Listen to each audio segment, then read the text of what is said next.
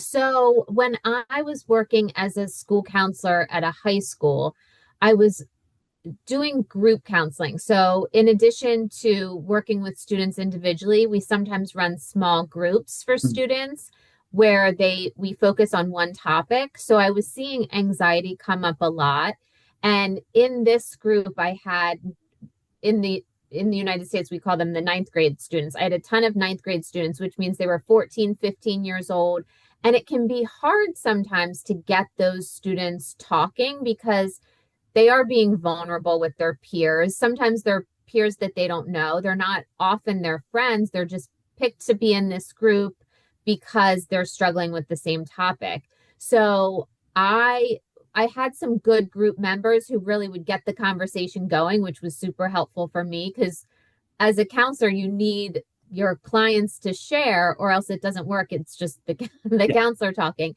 yeah, So I had this idea to write a book about a group therapy for anxiety because all the different students were presenting in different ways. One student would have panic attacks, another, most of the students just had generalized anxiety disorder, but their triggers were different and the coping strategies that worked for them were different. So I just had this idea to write a book about anxiety and about an anxiety group at school to educate children on anxiety is so broad. yeah. Just because you're not triggered in the same way that you hear about someone else being triggered doesn't mean it's not still anxiety. And then the coping strategies that works for one student might not work for you, and that's okay. And there again, so many right answers and so many different situations. So I had this idea to write this book, and Love I it. thought it would be a really great way for a counselor to get kids talking about it. If you don't have these model group members who are sharing and being vulnerable, then you can talk about the characters and kind of connect with the characters and talk through some of your own issues in a safe way, just kind of easing them into it.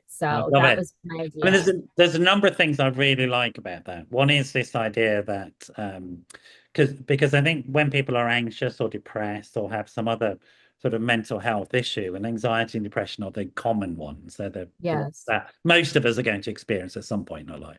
That's the truth. Right. Um, but when we get these symptoms, we often feel so alone in them. Yes. And that's in the nature of the symptomology that we feel there's something wrong with me specifically. I'm specifically broken in a unique way, and that's why this is happening to me. And so then Yes. writing about this multiplicity of experience and encouraging people to reconnect and go, well, no, it's pretty normal, really. So Yes.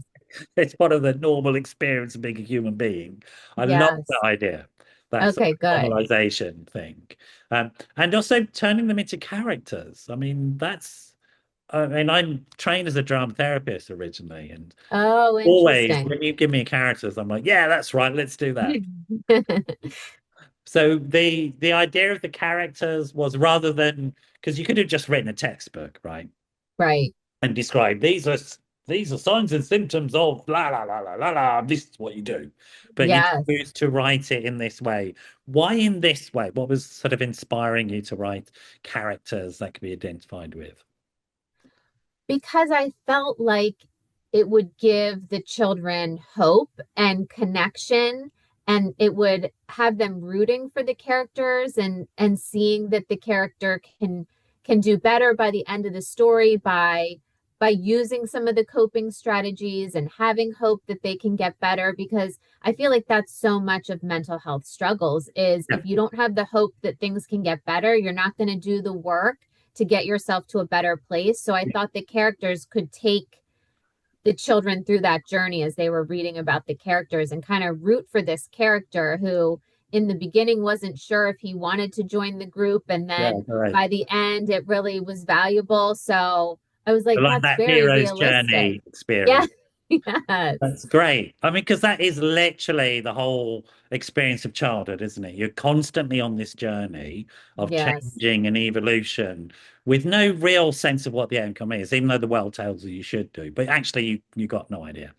Um, Yes. but you just somehow got to get on with it, haven't you? So Yes. And Yeah, also, just I love that idea of that sort of characters in the sense of my understanding of characters and roles, particularly in literature, and literate behavior. I guess you understand from child development studies that there's oral, there's literate cultures, but literate behavior and literate thinking is a unique mentalization process, which has specific psychological sort of benefits to us. And so creating a character, I'm guessing, would allow the kids to have some emotional distance from their own symptoms, yes, place it in the character, and then they can analyze it a bit better, a bit more yes, safely, as it were.